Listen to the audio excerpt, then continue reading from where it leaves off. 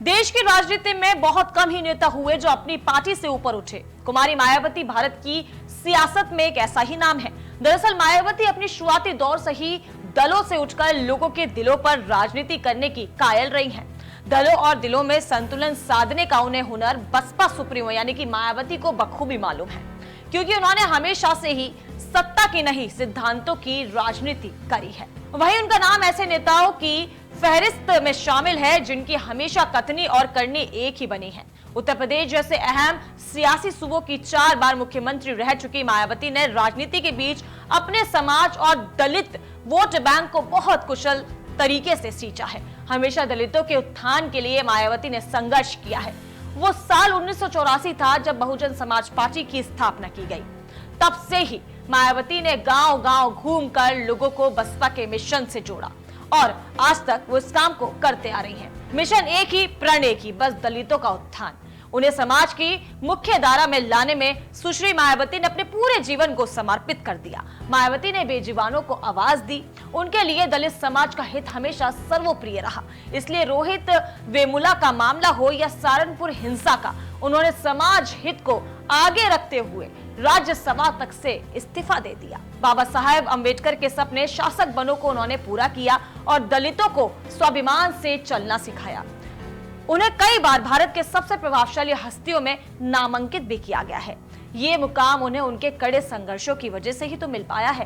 पुरुष प्रधान समाज में मायावती की मजबूत और निर्भीक छवि से उनको आज तक तमाम महिलाओं का आदर्श बना रखा है। इसलिए ही दलित समाज ने हमेशा मायावती को अपनी आवाज और अपने लिए संघर्षशील नायिका के रूप में देखा। उत्तर प्रदेश, राजस्थान, मध्य प्रदेश, छत्तीसगढ़ जैसे भारत के अनेक राज्यों में दलितों की एकमात्र मसीहा कही जाने वाली मायावती के चलते ही दलितों का संपूर्ण सशक्तिकरण हुआ है। इसकी सबसे पहली झलक खुद उनके लोकसभा चुनाव क्षेत्र अंबेडकर नगर में देखने को मिलती है।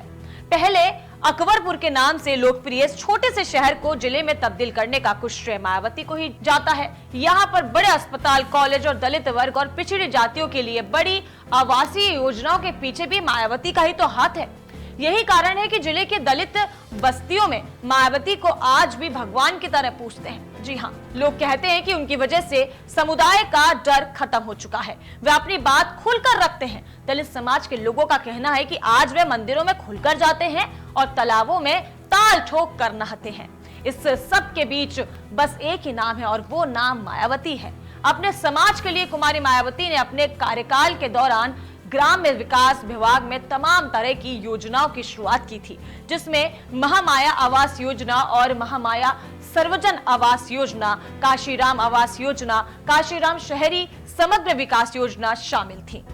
इसके साथ ही मायावती की ओर से अंबेडकर ग्राम विकास योजना भी शुरू की गई थी, जिसके तहत अंबेडकर ग्राम घोषित किए गए गांव को काफी चमकाने की कोशिश की गई थी और गांव खूब चमके भी थे। ऐसी तमाम योजनाएं दलित समाज को देकर मायावती ने अपने समाज में परिवर्तन की लहर को जन्म दिया था। इसलिए ही आज तक ये कैडर बहन जी के लिए जान छिड़कता है और इसलिए ही बहन जी को दलित हृदय समाज की उपमा दी जाती है। लेकिन अब मायावती उम्र के उस पड़ाव पर हैं जहां वह अपने पार्टी के भविष्य को लेकर ज्यादा चिंतित हैं। इसलिए उन्होंने अपने भतीजे आकाश आनंद को पार्टी का नेशनल कोऑर्डिनेटर नियुक्त किया है। वे आकाश आनंद को ही मायावती की गैर मौजूदगी में पार्टी का पूरा कार्यभार संभाल रहे हैं। राजस्थान और मध्य प्रदेश में होने जा रहे चुनाव को संभालने की जिम्मेदारी भी मायावती ने भतीजे आकाश आनंद को ही दी है। आपको बता दें कि आकाश आनंद मायावती के छोटे भाई आनंद के बेटे हैं, जो कि मायावती से ही राजनीति की शिक्षा दीक्षा पाकर अपनी पार्टी को संभाल रहे हैं।